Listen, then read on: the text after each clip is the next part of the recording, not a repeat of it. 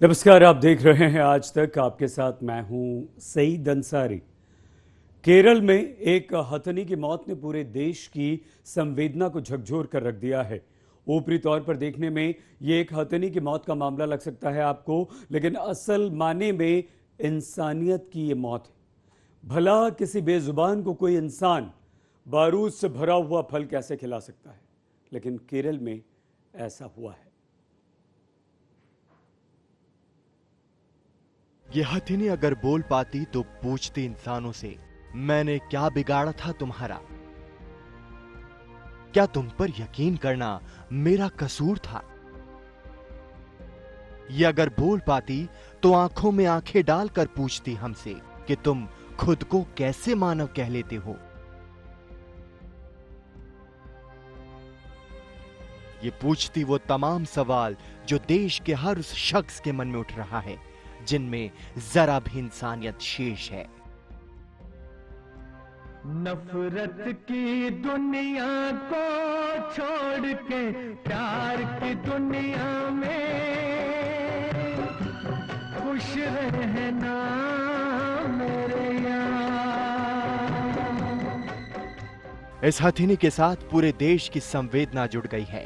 Bollywood actor की सुनिए, शायद जानवर कम जंगली होते हैं और मानव ज्यादा अमानवीय होते जा रहे हैं। उस हाथी के साथ जो हुआ वो बेहद दिल दुखाने वाला है और किसी भी तरीके से स्वीकार नहीं किया जा सकता है और दोषियों के खिलाफ कड़ी कार्रवाई होनी चाहिए। इस झूठ की नगरी से तोड़ के नाता जा प्यारे,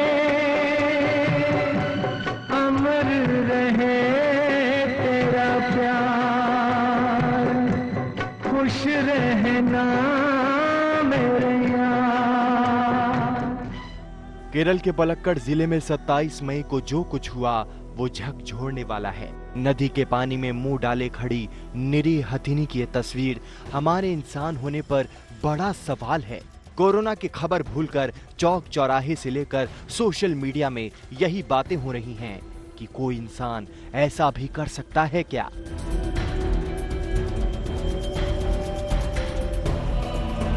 ये क्रूरता की इंतहा है, ये संवेदनहीनता की हद है। इस वीडियो के पीछे की कहानी आपको झकझोर देगी।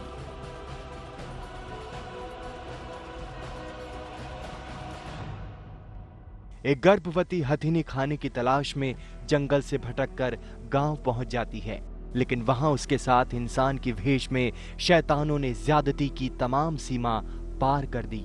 आरोप है कि हथिनी को अनानास में पटाखे भरकर खिला दिया। बारूद की जलन से बेचैन ये हथिनी वेलियार नदी पहुंच गई। 3 दिन तक पानी में मुंह डाले खड़ी रही, लेकिन ना मां बची, ना मां की कोख में पल रहा बच्चा बचा। We observed this animal on 23rd. That was in the forest. So when staff, we actually got information from local people that there is a injured, elephant, single elephant roaming around close to the buffer area. I mean, between the private and the forests. So when our staff went to saw, they saw that the lower jaw portion was exposed, and the animal was not feeding. It was moving around. Then after some time, the animal was lying down. So in the whole day it was not feeding. On 24th, the animal was again in that position. Sometimes it was lying down, and one time it was coming up again. But this whole time, 24 hours, there was no feeding. Like it was trying to look for water here and there. Only that thing. Then I think on 24th, we got information that the elephant had come down and came into this stream. उसका कसूर क्या था? क्या इंसान पर भरोसा करना उसके लिए जानलेवा साबित हुआ? यकीन नहीं होता। ये उस सूबे में हुआ जहां इंसान और हाथियों के बीच दोस्ताना रिश्ते हैं, जहां हाथियों की पूजा होती है, जहां कोई भी धार्मिक अनुष्ठान हाथियों के बगैर पूरा नहीं होता। फिर ये याराना कैसे टूट गया? सबसे पहले केंद्र सरकार ये वर्मिन बकवास उठाए। कभी एक जानवर को वर्मिन, कभी दूसरे जानवर को वर्मिन बना करके फिर ये सारे एंटी सोशल्स आते हैं और अपने बंदूकें बमों के साथ बाकी सबको मार देते हैं। दूसरा ये है कि हाथी को प्राइवेट ओनरशिप से हटा दें एकदम से। केरला में जो 600 जानवर मरते हैं, 600 हाथी मरते हैं हर साल, एक भी हाथी नेचुरल डेथ का नहीं है, सब मारे जाते हैं। इंसानी अत्याचार की ये कहानी जिसने भी सुनी स्तब्ध रह गया। सोशल मीडिया पर गुस्से से भरी प्रतिक्रियाएं देखने को मिली। उद्योगपति रतन टाटा ने लिखा, ये दिल दहला देने वाली घटना है। उन्होंने इसे इंसान की हत्या जैसी वारदात माना। एक्ट्रेस श्रद्धा कपूर ने ट्वीट किया, कैसे, आखिर कैसे हो सकता है? क्या लोगों के पास दिल नहीं है? मेरा दिल पूरी तरह से टूट चुका है। दोषियों को कड़ी से कड़ी सजा मिलनी चाहिए। एक्टर जॉन अब्राहम ने ट्विटर पर लिखा, ये हमारे लिए शर्म की बात है। मुझे एक इंसान होने पर शर्म आ रही है। शर्मसार पूरा देश है, लेकिन जिनकी वजह से हथिनी की मौत हुई, शायद उन्हें शर्म नहीं आती। आज तक ब्यूरो। ऐसी घिनौनी करतूत के बाद इंसान होने पर आप और हम कैसे गर्व कर सकते हैं? लेकिन एक तरफ इंसानियत तार तार हुई और दूसरी तरफ इस पर राजनीति भी शुरू हो गई। अब क्या करें, उसको कुछ समझ तो आता नहीं किसी भी चीज़ में। मैं कहती हूँ, अगर ये नहीं कि उनकी गलती है कि सुल्तानपुर में, पीलीभीत में जब जानवर मरता है तो हमने तो किया नहीं, लेकिन फौरन ही हम उस पर उपाय ढूंढते, फौरन। और ये जानवर मेरा तो नहीं है, लेकिन मेरा ही है, ये मेरी बहन है, ये मेरी बेटी है जो मरी है। और अगर वो सोच समझ करके बोले कभी कभार तो अच्छा होगा। केरल की इस घटना को लेकर वन्य जीवों के संरक्षण के लिए काम करने वाले कार्यकर्ता गुस्से में हैं। केरला में हुआ है जिस एक हाथी के साथ जिसमें उसको इस बुरी तरीके से मारा गया। ये केवल एक ही इंसिडेंट है, मगर जो प्रॉब्लम है ये इससे बहुत कई गुना बड़ा है। पूरे जो देश में जो हमारी वाइल्ड लाइफ है ये अटैक के अंदर है। ये सारे देश इनकी जमीन पे कब्जा कर रहा है। केवल 5% हमारी जमीन वाइल्ड लाइफ सेंचुरीज के लिए है, जहां पे ये जानवर को सुरक्षित रहना चाहिए।